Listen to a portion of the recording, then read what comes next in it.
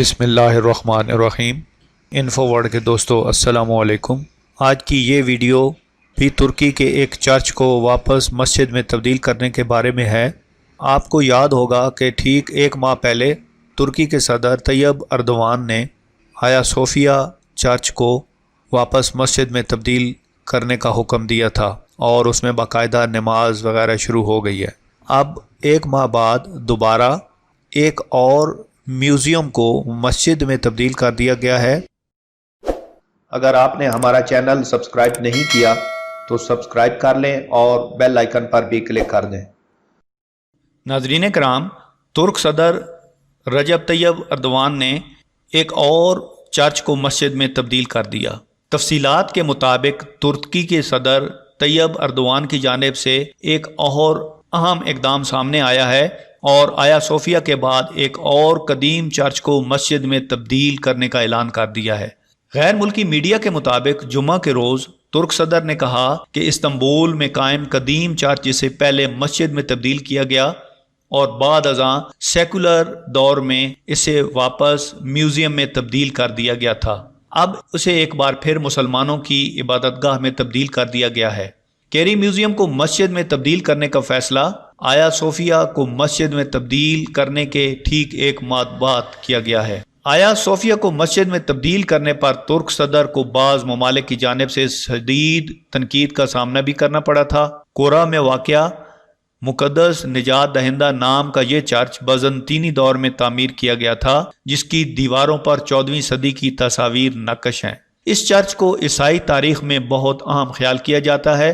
عثمانی ترکوں نے 1453 میں قسطنطنیہ کی فتح کے بعد اسے مسجد میں تبدیل کر دیا تھا۔ دوسری جنگ عظیم کے بعد مسجد کیری کو میوزیم میں تبدیل کر دیا گیا تھا جب ترکی سیکولر ریاست بننے کی طرف گامزن تھا۔ اس سلسلے میں چند امریکیوں نے بھی اسے چرچ میں تبدیل کرنے میں مدد دی تھی اور 1958 میں اسے عوامی نمائش کے لیے کھول دیا گیا، تاہم اسے اب ایک بار پھر مسجد میں تبدیل کر دیا گیا ہے۔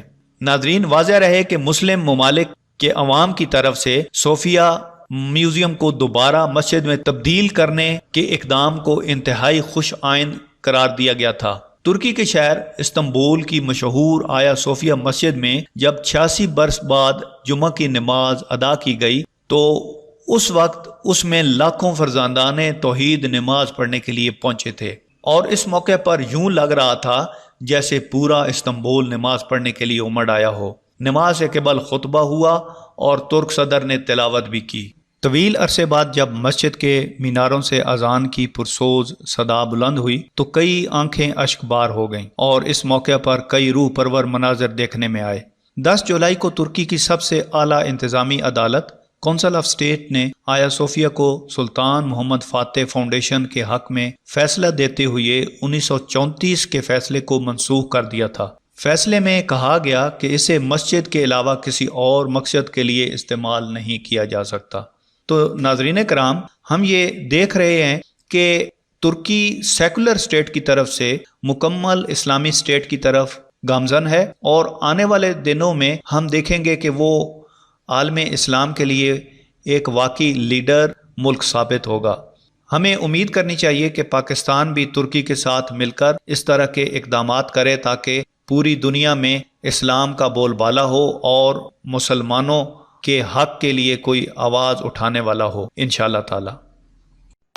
ویڈیو کو لائک اور شیئر کرنا مت بھولیں، ساتھ ہی سبسکرائب بٹن پر کلک کرتے ہوئے بیل آئیکن پر بھی کلک کر دیں۔